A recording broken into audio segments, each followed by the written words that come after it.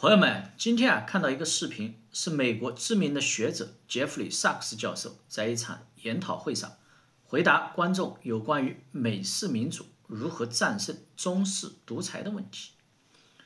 结果萨克斯并没有跟随观众的思路，反而他从一开始就否定了这个问题存在的核心基础，那就是美国并不是一个强调民主的国家。而且美国没有权利，也没有能力在任何其他国家推行民主。美国人在所有的战争上都在撒谎，一切都是话术。所谓的民主，只是深层政府挑起战争的一个虚假的理由罢了。而且萨克斯教授非常的大胆，他在视频中揭露了关于叙利亚战争的一个让人震撼的真相，那就是一切的源头都来自于以色列总理内塔尼亚胡的一个坏主意。至于说到中国，教授侃侃而谈，可以看出他对中国历史和朝代是非常的熟悉。他一直强调中国数千年来政治治理的基本结构并没有什么本质的改变，而中国的治国理政一直都极为出色，让他非常的推崇。他说自从秦国大一统开始，中国已经维持了2245年的中央集权历史，而建国历史只有200多年的美国，有什么资格去指责中国，对中国说三道四呢？萨克斯教授是著名的经济学家，有休克疗法之父的称号。这些年来他一直在批评美国，是美国政经学者中难得的清醒者之一。我们也希望有更多的美国学者能够从意识形态中解脱出来，以更加真实、客观、理性的视角去看待美国以及整个世界。下面我们一起来看一看他的这一段谈话。So you talked about how there isn't this kind of struggle with China and how the United States, the US empire, doesn't need to position itself as kind of a leader. But there is kind of a struggle between, if not between US and China, between democracy and dictatorship in sort of various countries, various economies, various circles. And the United States is at the forefront of that, at least in economic terms. And of course, with dictatorships now becoming a lot more sustainable, they're not kind of obsessed with this self-subsistence. They're all trading with each other. Is there any way in which there is still a fight on our hands when it comes to politics? Well, I'd love for the United States to be a functioning democracy and to be a good example for other countries.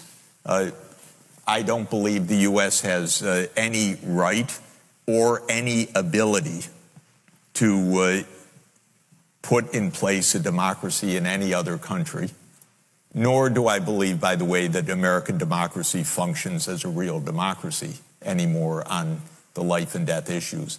Nobody has asked the American people anything about all these wars for decades. And by the way, I can tell you, and I'm telling you authoritatively and truly, they lie about every goddamn thing about these wars. And so that's not democracy either. Everything is phony. Everything is narrative. And so on the war and peace issues, the public has no say at all. If you were to ask the American people now, and in fact Gallup does, do you support Biden's foreign policy? I think the support is, you can look it up, 25 to 35% perhaps. I don't even think it reaches 35%. Where's the democracy in this? It's a game. This is the deep state, and they have their wars, and every war has been phony. Some wars the American people are basically never told about. For example, the war in Syria. And you may actually hear from grown-up reporters who are lying through their teeth or ignorant beyond imagining that, oh, the war in Syria, yes, Russia intervened in Syria. Well, do you know that that Obama tasked the CIA to overthrow the Syrian government, starting 4 years before Russia intervened? What kind of nonsense is that? And how many times did the New York Times report on Operation Timber Sycamore which was the presidential order to the CIA to overthrow Bashar al-Assad. 3 times in 10 years. This is not democracy. This is a game. And it's a game of narrative. Why did the U.S. invade Iraq in 2003? Well, first of all, it was completely phony pretenses. It wasn't, oh, we were so wrong, they didn't have weapons of mass destruction. They actually did focus groups in the fall of 2002 to find out what would sell that war to the American people. Abe Schultzke, if you want to know the name of the PR genius. They did focus groups on the war. They wanted the war all the time. They had to figure out how to sell the war to the American people, how to scare the shit out of the American people. It was a phony war. Where did that war come from? You know what? It's quite surprising. That war came from Netanyahu, actually. You know that? It's weird.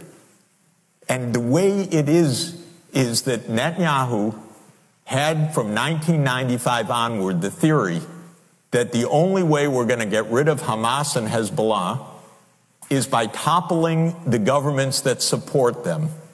That's Iraq, Syria, and Iran. And the guy's nothing if not obsessive. And he's still trying to get us to fight Iran this day, this week. He's a deep, dark son of a bitch, sorry to tell you, because he's gotten us into endless wars, and because of the power of all of this in the U.S. politics, he's gotten his way. But that war was totally phony. So what is this democracy versus dictatorship? Come on. These are not even sensible terms. And even if they were sensible terms, under the UN Charter, we can have our democracy. You do what you want.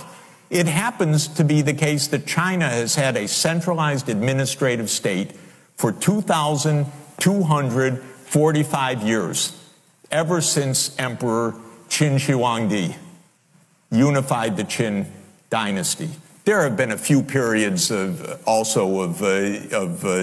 disintegration of the dynasties, but if you look through the Qin, the Han, the Tang, the Song, the Ming, the Qing, till today, till the PRC, this is the same structure, by the way. This is an administrative state ruling over almost the same region, by the way, for more than 2,000 years.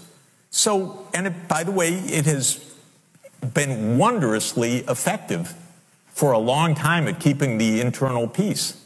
China's only wars were nomadic invasions from the steppelands in the north. And then one crazed, well, then the Mongols invading, that's part of that, and one absolutely crazed shogun in the 1590s trying to take over China, and he made it as far as Korea and was killed. Other than that, this has been actually exceptional statecraft until Britain had the genius idea of fighting a war to sell opium in China in 1839, one of the most noble efforts imaginable. That started the modern era of China. So I don't buy it at all. But even if it were true, it's illegal under international law, unwise, and, look at the great accomplishment of pouring in, I don't know how many hundreds of billions of dollars into Afghanistan for 20 years to get from the Taliban regime to the Taliban regime. This is American genius at democracy promotion. They don't care at all about democracy, by the way, at all.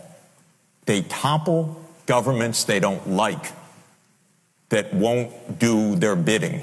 They topple democracies if they don't like them. They'll topple anybody that they don't like. That's how it's worked all along. They never said, oh, we can't topple Mossadegh in 1953. He's a democratic government. No, they toppled the democratic government in Iran and put in a police state, which led to wonderful long-term relations with Iran, because they really love the American people for that. So this is not about democracy. This is a game.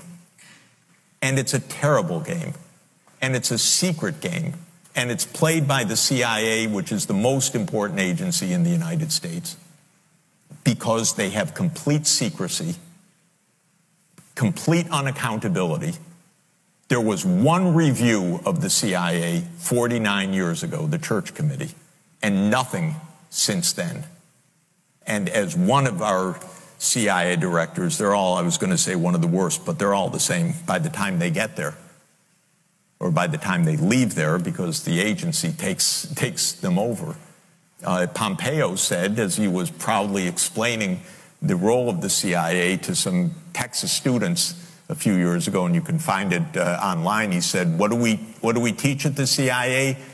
To lie, cheat, and steal. And that's a pretty good encapsulation of the methodology. And that is a very dangerous world being created that way. So China's not going to turn the U.S. into a dictatorship. Maybe the U.S. will turn into a dictatorship. Maybe it will just turn into a plain old plutocracy. Maybe it will turn into a military-industrial state as the complete dominance. I don't know. But it's not going to come from China. It's going to come from inside. That's where our risk is.